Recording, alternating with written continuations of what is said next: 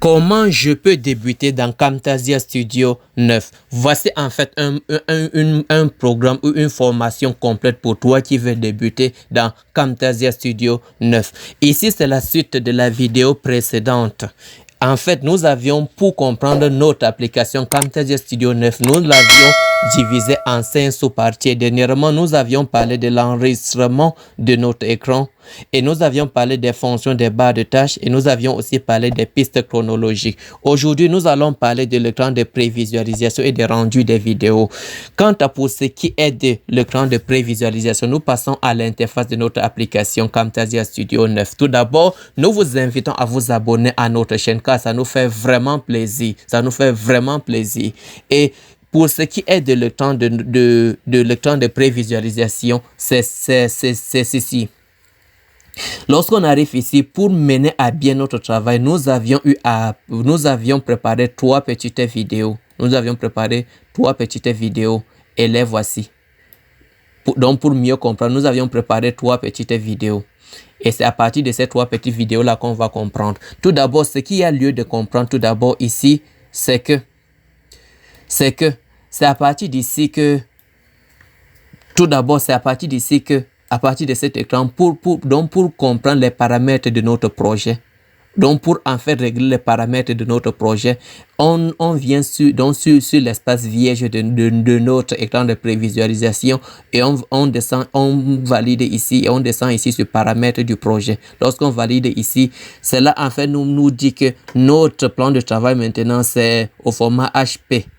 720 pixels, c'est-à-dire 1280 x 720. Si on veut peut-être changer ce format-ci, peut-être faire ça à 4K ou bien 1880 pixels ou autre, ou bien ceci maintenant, ça dépendra maintenant de ce que nous voulons. Et comme aussi, il peut arriver que ces règles-ci peut-être ne nous arrangent pas et que après qu'on a choisi que peut-être nous-mêmes on veut changer ça de la manière que ça nous arrange. Si on peut par exemple dire personnaliser. Lorsqu'on dit personnaliser, chacun va inscrire ça suivant ses désirs. Maintenant, ça c'est pour ce qui était du paramètre du projet que nous on veut faire. Maintenant, au-delà de ceci, on peut faire le zoom avant. On peut faire le zoom avant avec ça. Comme aussi on peut faire le zoom arrière. C'est-à-dire contrôle moins, contrôle plus. Et cela se fait à travers notre clavier. Et maintenant, ajuster la taille du canevas, c'est à travers notre souris qu'on le fait. Et le zoomer à 100%, donc tout ceci, zoomer à 100%, on peut le faire ici, comme aussi on peut monter ici. Et maintenant, détacher le canevas. Lorsqu'on dit détacher, c'est-à-dire on peut détacher ça. Lorsqu'on valide, voilà ici que on a détaché notre canevas. Voilà ça qu'on a détaché notre canevas. Et maintenant, à partir d'ici, on peut faire tout ce qu'on veut. Et maintenant, si après, on veut encore faire recoller, on fait encore un clic droit et on descend sur attacher canevas. Et ça rentre dans sa position normale. Maintenant, on continue pour ce qui est de nos réglages. Maintenant, pour ce qui est de la vidéo qu'on a mis ici. La vidéo qu'on a mis ici. Nous allons, ce qu'on doit tout d'abord faire de la vidéo pour réajuster par rapport à notre écran. Qu'est-ce qu'on doit faire? On doit se venir au niveau de la vidéo et de faire un clic droit. Cela en fait nous demande copier, donc tout se mettre à l'échelle. Tu descends ici, paramètres du projet. Donc c'est ici, mettre à l'échelle. Lorsque tu valides ici, ça va en fait dire que ça va mettre notre vidéo au plan d'échelle. Maintenant, c'est comme on disait si bien, cette flèche-ci. Cette flèche-ci, son rôle, quelle est sa position et à quoi ça sert? Lorsqu'on place ici, comment est-ce que ça travaille ici? Lorsqu'on met ici, ça veut en fait dire qu'on peut changer l'épaisseur, on peut changer l'épaisseur comme on veut, on peut faire tout ce qu'on veut, on peut diminuer notre vidéo, on peut agrandir plus même, vous voyez? Et ça c'est lorsqu'on met ici, on peut faire tout ceci. Alors que si on vient par exemple ici, cela en fait bloque tout. Cela en fait bloque tout. On ne peut ni augmenter ni diminuer. On ne peut ni augmenter ni diminuer. Ça reste comme ça hier. Et maintenant, au troisième si. C'est-à-dire, ça mange en fait la vidéo. Ici, ça veut dire, nous voyons ici, ça veut dire ronger. lorsqu'on dit ronger, si on peut bien le faire en appuyant la touche Alt et enfoncer, et cela en fait va ronger. Comme aussi on peut se faire de manière mécanique. Et maintenant pour le faire, nous allons faire ça, juste pour essayer de comprendre ça. On amène notre curseur sur cette vidéo-ci. Voici notre vidéo. Voici notre vidéo. Nous voulons par exemple faire manger ça. Donc juste pour qu'il ne reste que le bas-ci. Et on descend comme ceci. Lorsqu'on finit de manger jusqu'ici, on porte maintenant la vidéo, on met ici. Et maintenant on revient maintenant à l'autre audio, à l'autre vidéo. On revient maintenant à l'autre vidéo. Qu'est-ce qu'on a fait ici? On revient maintenant à l'autre vidéo. Maintenant, il peut y arriver que non, on veut conserver ça. On veut conserver ça comme ça y est. Il suffira juste de venir mettre ça. Donc mettre ça. Et après qu'on a mis, nous mettons en marche. Nous voyons comment ça se passe.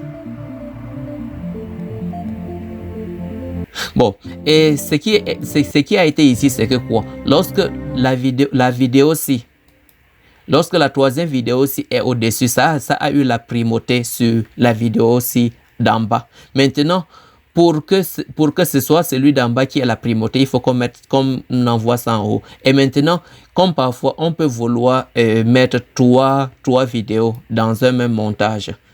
3 vidéos ou bien 4 vidéos. Si c'est par exemple le cas, on va juste placer ici et de venir ici, diminuer l'épaisseur de ça et de mettre ça à des dimensions peut-être qui nous correspondent et qu'on veut par exemple mettre ça à cette extrémité et que voici ce qu'on a découpé. Nous voyons jusqu'ici, lorsqu'on valide,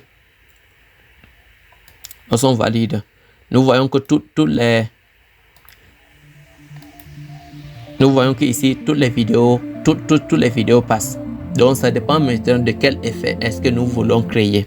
Ça c'était juste entre parenthèses. Et maintenant, lorsqu'on rentre pour ce qui est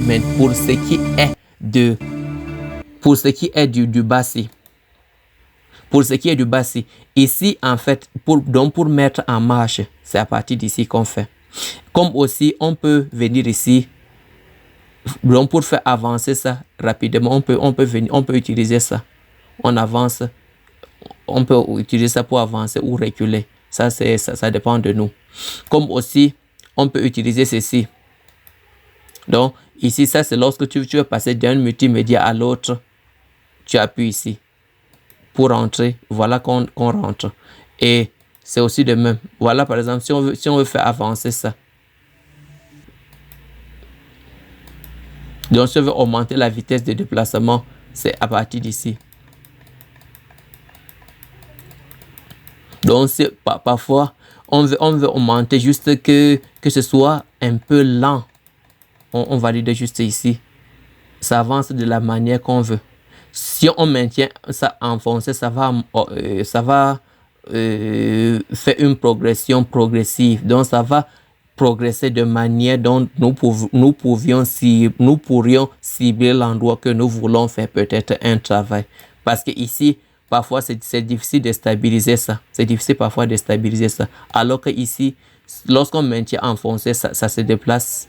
Ça se déplace. Ça arrive à un endroit où on veut aller, hop, on s'arrête. Donc, je pense jusqu'ici, on a pu en bref brosser en quelque sorte quelques points qui sont importants. Et lorsqu'on vient ici au niveau des pourcentages ici, on choisit maintenant le pourcentage peut-être qui nous correspond. Si on veut par exemple 300%, c'est ici. Si on veut par exemple 100%, c'est ici. Et maintenant 115%, c'est ici.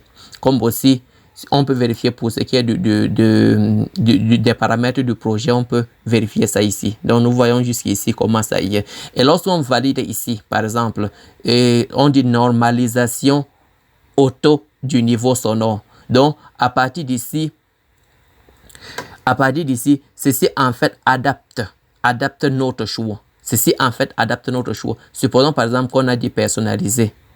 Lorsqu'on a dit personnaliser maintenant et qu'on choisit ici 1200, supposons par exemple 1280, on écrit ici 1000. Lorsqu'on va appuyer lorsqu'on va valider, cela en fait va valider aussi ceci automatiquement. Ça c'est, si on décoche ça, ça va en fait dire que ça ne va pas valider ça automatiquement. Nous voyons comment ça se passe. Donc, on revient, on met toujours 1280. Jusqu'ici, c'est bon. Jusqu'ici, c'est bon. Je pense bien que jusqu'ici, chacun a compris ce qui a lieu de comprendre. Nous passons maintenant au dernier point qui est en fait les rendus des vidéos. On se retrouve tout à l'heure.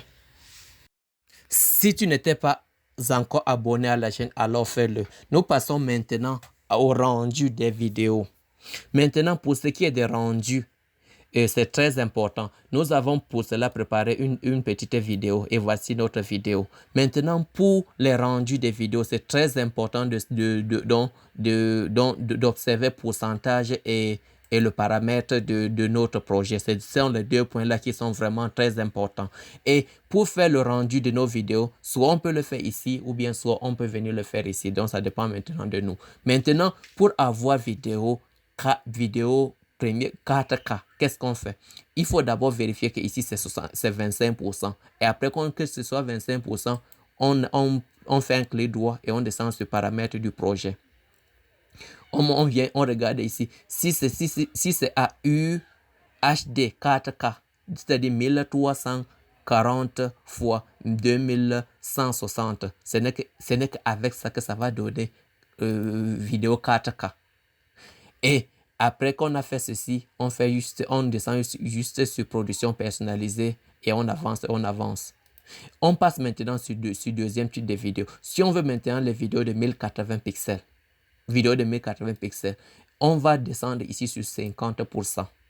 Et après qu'on a mis 50%, on fait encore un clic, on descend sur paramètres du projet. Et on descend, au lieu de maintenir ça ici, on descend ici sur 1080. Et après ça, on applique. Et lorsqu'on applique maintenant, on descend sur mettre à l'échelle. Voilà qu'il y a reconformité. Maintenant, si on veut des vidéos de 720 pixels, on va monter ici, mettre ici 75%. Et après cela, on va descendre sur paramètres du projet. Et on va placer ici, on va descendre sur HD 720 pixels qui correspond en fait à 1280 x 720 et on valide et on applique. Lorsqu'on applique, on fait ici mettre à l'échelle. Nous voyons ce que ça donne. Ce n'est que uniquement par là que nous pouvions ressortir des vidéos qui auront des conformités au niveau des extrémités. Maintenant, si on veut forcer la vidéo et que la vidéo soit petite et que l'espace est grand, soit on peut laisser ça à 25% comme ceci. On peut laisser ça à 25%. Si on laisse ça à 25%, oui, supposons qu'on a mis ici comme ceci et on vient ici sur le paramètre du projet. Au lieu de laisser ça à ce niveau-ci, peut-être on monte, on place ça ici et on valide. Lorsqu'on valide maintenant, nous voici. Si on sort cette vidéo-ci, puisque on va produire tout à l'heure et chacun verra. Si on sort cette vidéo-ci, ce sera très petite, très petite, alors que l'image, alors que l'espace qui entoure est grand. Voilà les erreurs qui peuvent y apparaître si on fait cette erreur-ci. Maintenant, quant à faire sortir notre vidéo, ici, soit on peut faire localement, soit on peut personnaliser. Voici localement et voici personnalisé. Maintenant, on commence d'abord pour ce qui est du local. Lorsqu'on appuie local ici, ça nous affiche ça. Uniquement un peu. Donc, on ouvre ici, ça nous affiche tout ça. Et maintenant, bien que ce soit ouvert ici, c'est la même chose que là-bas. Voici production personnalisée, tout ça.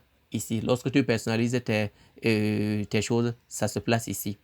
J'espère qu'on se comprend. Oui, alors que ici, on peut sortir ça pour partager dans Vimeo, partager par Google Drive ou bien YouTube directement. MP4. Donc, ce qui est bien dans les 5-6, c'est que le poids des vidéos est très léger, alors que la qualité est vraiment très nette. Donc, ça, c'est ce qui est bien dans ça. Maintenant, quant aux productions personnalisées, c'est là-bas que, puisque si on valide par exemple ici, avant même qu'on arrive ici, il faut d'abord qu'on ajuste les réglages ici. On vient d'abord ici, ici c'est 75%, donc ça veut donc dire que ça doit correspondre à, ça doit être, le projet doit être plutôt ceci, doit être plutôt ça. Et lorsque c'est ainsi, on appuie mettre à l'échelle. Voilà ici que ce n'est que ici qu'on va sortir notre vidéo et que ça va bien donner. Et maintenant, lorsqu'on a si bien dit, on valide ici et on descend. On descend ici, on valide ici. Next, ça va nous sortir. Et on se retrouve tout à l'heure. On se retrouve. C'est même trop rapide. Oui, voilà pour ce qui est du rendu. Voilà pour ce qui est de notre rendu de 1080 qu'on vient de valider tout à l'heure. Maintenant, on va passer, c'était pour la production locale. Maintenant, on va passer à nos propres réglages. Nos propres réglages maintenant pour que on ait ce que ça va donner. Et lorsqu'on valide ici, on vient ici sur nouvelle production personnalisée. Et on avance ici. On laisse d'abord ici. On laisse ici. On laisse sur MP4. Et on appuie Next. Jusqu'ici, on ne change rien ici puisque tout ça correspond. Tout ça correspond. Donc, ça veut donc dire que la vidéo qu'on va sortir ici, c'est la vidéo 720 pixels. Puisque si c'était ici... si c'était ici 1080 et ici 2000, ça voudra en fait dire que ici ça va donner une vidéo 1080 pixels. Donc le changement, on observe ça au niveau d'ici pour déjà définir ce 100 ou autre, ou 4K. Et lorsqu'on passe ici, on vient ici, on inscrit le nom et autres, et on appuie Finish. Et on passe, ça c'était pour ce qui était de 720. Et maintenant, pour ce qui est de 1080, on va faire le même chose, 4K, tout ça. Et après, maintenant, on se retrouve pour... Voici maintenant, oui, faisons sortir l'une parmi. Et lorsqu'on fait ça, on sort.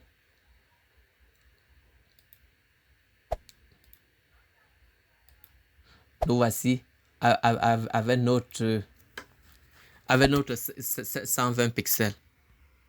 Jusqu'ici, voici les rendus. Voici les rendus ici. Voici les rendus ici de 720. Voici ici le rendu de 720 pixels. Et pour voir, voici ça. Maintenant, on va passer à l'option. On va passer ici à l'étape maintenant pour voir les rendus. Voici les 720 pixels. Voilà ce que ça a donné.